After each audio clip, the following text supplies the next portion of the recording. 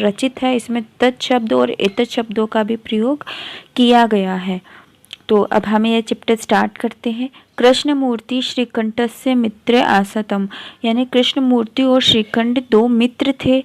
श्रीकंठस्य पिता समृद्ध आसीत, श्रीकंठ का जो पिता था वह बहुत ही अमीर था। समृद्ध का मतलब अमीर था, यानी धन वैभव बहुत था। अतः तस्य भवने सर्व विधिनानि सुख साधनानि आसीन, इसीलिए उसके भवन में मतलब घर में, इसीलिए उसके घर में सभी साधन थे सुख सुविधाओं के। सर्व विधिना यानी कि प्रत्येक प्रकार के सुख साधनानि यानी सुख सुविधाओं के साधन थे। तस्मिन् विशाले भवने चत्वारि शत स्तंभा आसन, जो उसका विशाल भवन था, जो कि उसका घर था, वह चत्वारि विंशति यानी कि 40 स्तंभों पर बना था। उसके घर के अंदर कितने स्तंभ थे? 40, यानी कि उसका घर बहुत बड़ा घर था। तस्य अष्टदश प्रकोष्ठ, और उसके अंदर 18 कमरे थे। जो उसका घर था उसमें कितने कमरे थे? 18। अष्टदश यानी 18 कमरे थे। दशात गवक्षा, यानी कि उसके अंदर जो है 50 जो है वह खिड़कियां थी। चतुर्विंशत मतलब 40 द्वारिण, यानी कि उसके अंदर 40 दरवाजे थे। 63 विद्युत व्यंजनानी, और उसके अंदर 36 जो थे वह पंखे लगे हुए थे। यानी कि जो उसका घर था उसके तो 40 तो स्तंभ थे, 18 कमरे थे, 50 उसके अंदर खिड़कियां थी, जाली झरोके थे, और 40 द्वार थे, और 36 उसके अंदर जो थे पंखे लगे हुए थे। तत्र 10 सेवका निरंतर कार्य कुर्वन्ति, और वहाँ पर 10 सेवक यानी कि 10 नौकर हमेशा कार्य करते थे। परम कृष्ण मूर्ति माता पिता च निर्धनो, परंतु जो कृष्ण मूर्ति था उसके माता पिता बहुत ही निर्धन थे। कृषक दंपति, और वह कृषक दंपति थे, मतलब उसके जो माता पिता थे वह किसान थे। तस्य गृह में आडंब विहीन साधन आसीत, और उसका घर जो था उसके अंदर आडंब विहीन यानी कि दिखावे के लिए कुछ भी ऐसा नहीं था, एकदम साधारण सा उसका घर था। एकदा श्रीकंठ तेन सह प्रातः 9 वादन तस्य गृहम आगच्छ, एक बार जो श्रीकंठ था वह उस कृष्ण मूर्ति के साथ में उसके घर आता है। कृष्ण मूर्ति जो कि एक गरीब बालक है, श्रीखंड जो कि एक अमीर बालक है। तो श्रीकंठ जो है वह कृष्ण मूर्ति के घर आता है एक बार। तत्र कृष्ण मूर्ति, और वहां पर कृष्ण मूर्ति तस्य माता पिता च सौ शक्तया श्रीकंठ से आतिथ्य कुर्वन्, और जो वहाँ पर जो है कृष्ण मूर्ति अपने माता पिता के साथ में श्रीकंठ का आतिथ्य करता है अपनी शक्ति और सामर्थ्य के अनुसार, यानी कि जो भी वह कर सकते थे वह उसके लिए वह करते। तद दृष्टवा श्रीकंठ कथ्यते, ऐसा देखकर के जो श्रीकंठ है वह कहता है, मित्र अहम भवता सत्कारेण संतुष्ट अस्ति, कि हे मित्र मैं तुम्हारे स्वागत सत्कार से, तुम्हारे आतिथ्य से मैं संतुष्ट हूँ। केवलम एवं मम दुख यत तव, केवल मुझे एक ही बात का दुख है तुम्हारे घर को लेकर, एक ही बात का दुख है तुम्हारे घर को लेकर कि तुम्हारे घर में एक भी नौकर नहीं है। कोड़पि भृत्य नास्ति, तुम्हारे घर में एक भी नौकर नहीं है। भृत्य से मतलब नौकर, कि तुम्हारे घर में एक भी नौकर नहीं है। मम सत्काराय भवता बहु कष्ट जातम, मेरे सत्कार के लिए आप लोग ही जो है कष्ट पा रहे हैं, मतलब आप लोग ही मेरा सत्कार कर रहे हैं तो आप लोगों को कष्ट हो रहा है। मम ग्रह तो बहव कर्मकारा संति, मेरे घर में तो बहुत से कर्मकारा यानी कि कर्मचारी हैं। तदा कृष्ण मूर्ति अवदत, तब कृष्ण मूर्ति बोलता है कि मित्र ममपि अष्टो कर्मकारा संति, के हे मित्र मेरे तो 8 कर्मकार संति यानी कि कर्मचारी है, मेरे तो 8 कर्मचारी है। तो वह बोलता है कि कौन कौन से, तो कहता है तेज, देखो 2 पादों 2 हस्तों 2 नेत्रों 2 श्रोतो इति, वह कहता है कि देखो 2 पैर 2 हाथ और 2 नेत्र है मेरे, और 2 कान भी है। तो ये सब क्या है, मेरे कर्मचारी है मेरे, नौकर है मेरे, सेवक है। इते प्रतिक्षणम मम सहायका, यह हमेशा ही मेरे साथ में रहते हैं, मेरी सहायता करते हैं। किंतु तौ भृत्या सदैव सर्वत्र च उपस्थिता भवन्तु न शक्नोति, परंतु तुम्हारे घर में जो तुम्हारे नौकर हैं, भृत्या मतलब नौकर है, सदैव मतलब हमेशा, सर्वत्र मतलब सभी जगह, च उपस्थित भवति न शक्नोति उपस्थित नहीं हो सकते हैं। कि तुम्हारे घर में जो तुम्हारे नौकर हैं वह सदैव यानी हमेशा ही हर जगह उपस्थित नहीं हो सकते हैं।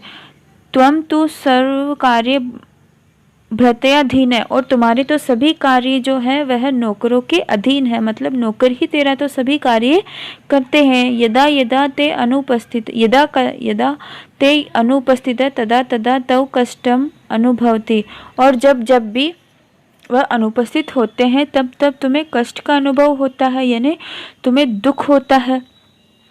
स्वालंबेन तु सर्वदा सुखमेव, स्वालंबन में ही सर्वदा सुख होता है, यानी कि हम आत्मनिर्भरता बनाए रखते हैं अपने कार्यों में तो हम हमेशा सुखी रहते हैं, यानी हम स्वयं के काम स्वयं करते हैं तो हम हमेशा सुखी रहते हैं। न कदापि कष्टम भवति, हमें कभी भी कष्ट नहीं होता। कदापि का मतलब कभी भी कष्ट नहीं होता है। श्रीकंठ वदत, श्रीकंठ बोलता है कि मित्र तौ वाचनम श्रुत्वा मम मनसी महत प्रसन्नता जाते, कि हे मित्र तुम्हारे वचनों को सुनकर के मेरे मन में अत्यधिक प्रसन्नता हुई है। अधुना अहमपि सब कार्याणि स्वमेव कुरुतो इच्छति, कि अधुना यानी कि अब मैं अपने कार्य स्वयं ही करूँगा, ऐसी मेरी इच्छा है। भवतु सार्ध द्वादश वादने मिद, और 12:30 बजे हैं।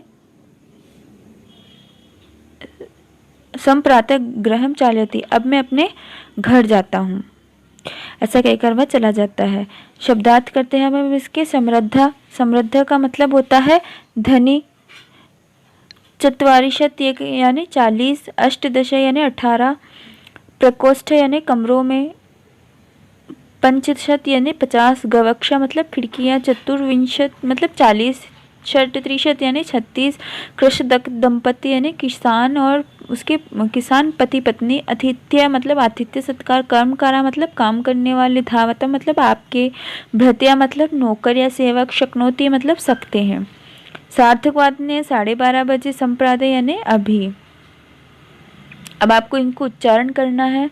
विंशति, त्रिशत, चत्वारिशत, द्वाविंशति, द्वाशीत, द्विचत्वारिशत, चत्वारविंशति, त्रयस्त्रिंशति, त्रयश्चत्वारिंशति, पंचविंशति, चतुरशत,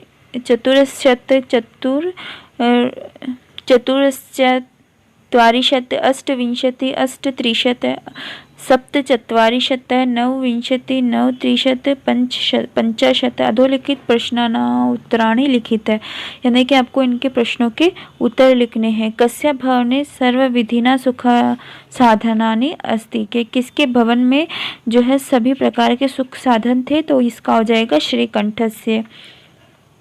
कस्य गृह कोड़पि भृत्य नास्ति, किसके घर में कोई भी नौकर नहीं था, तो उसका हो जाएगा कृष्णमूर्ति की। कृष्णमूर्ति के घर में कोई भी नौकर नहीं था। श्रीकंठ से आतिथ्य के कुर्वन्ते, श्रीकंठ का आतिथ्य सत्कार कौन करता है, तो इसका हो जाएगा कृष्णमूर्ति। और तस्य माता पिता। सर्वदा कुत्र सुखम, हमेशा सुख का होता है स्वावलंबन में, हमेशा आत्मनिर्भरता में ही सुख होता है। श्रीकंठे कृष्णमूर्ते कदा गृहम कदा आगच्छति, तो ये हो जाएगा 9:00 प्रातः 9:00, यानी वह श्रीकंठ जो है कृष्णमूर्ति के घर कब आता है, प्रातः 9:00 9 बजे आता है। कृष्णमूर्ति इति कर्मकारा, कति कर्मकारा सन्ति, तो उसके घर में कितने सेवक थे, तो उसका हो जाएगा 10 सेवका कर्मकारा संति, 10 सेवक उसके घर में थे। चित्र गणितवा तांतव्य संख्यावाचक का शब्द लिखित है। आपको चित्र देख करके इसमें स्थित वस्तुओं को गिन करके और उनको संस्कृत में उनका क्रम लिखना है कि कितनी है। अष्टदश घटानि, अष्टदश आम्राणि, पंचदश कन्दुकानि त्रयशित स्थवर्तिकानि 24 कचाकानि त्रिशन्ति पत्राणि। चौथा प्रश्न है मंजूषात अंकानां कृते पदानि चुनित्वा लिखित। तो आपको इसमें जो है गिनती को संस्कृत में लिखना है। अष्टविंशति सप्तविंशति त्रिशत एक त्रिशत चतुर्विंशति चत्वारिंशति पंचाशत् चित्रदृष्टो मंजूषातानि पदानि च प्रयुक्ता वाक्यानि रचित। चित्र देख करके आपको वाक्यों की रचना करनी है। ऐसा कृषक क्षेत्रम कृषित, एक किसान क्षेत्र में कृषि करता है। एतो किसान कृषकों खनन कार्यो कुरुते, कुछ किसान जो है वह खनन कार्य करते हैं। एत कृषक धान्यम रोपति, एक किसान जो है वह धान को रोप रहा है। रेखांकित पदानि आधारीकृत प्रश्न निर्माण कुरुते, प्रश्नों का निर्माण करना है। अहम स्वावलंबनस्य सुख प्रतिदिनम अनुभवति, अहम कस्य सुखम प्रतिदिनम अनुभवति। कृष्णमूर्ति सामान्य कृष्णस्य पुत्र आसीत्, अधुना गृहे कोऽपि कर्मकारः नास्ति, नक्षत्राणाम् आवागमनं स्वमेव भवति, एकस्मिन् वर्गे 17 छात्र अपठन्। तो आपको इसमें क्या लगाना है? पहले वाले में क लगाना है। सामान्य कृषकस्य पुत्र आसीत्, अधुना कस्मिन् कोऽपि कर्मकारः नास्ति, केषाम् आवागमनं स्वमेव भवति, एकस्मिन् वर्गे कति छात्रः पठन्ति। अगला प्रश्न है मंजूषात पदानि चित्वा रिक्त स्थानानि पूरयत, यानी कि रिक्त स्थानों को देख करके आपको इनकी पूर्ति करनी है।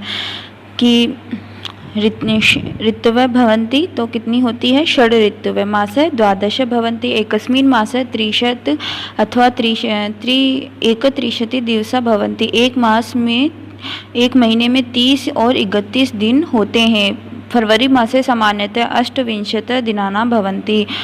फरवरी के महीने में जो है 28 दिन होते हैं। मम शरीरे 2 हस्तौ स्तः, यानी मेरे शरीर में 2 हाथ हैं।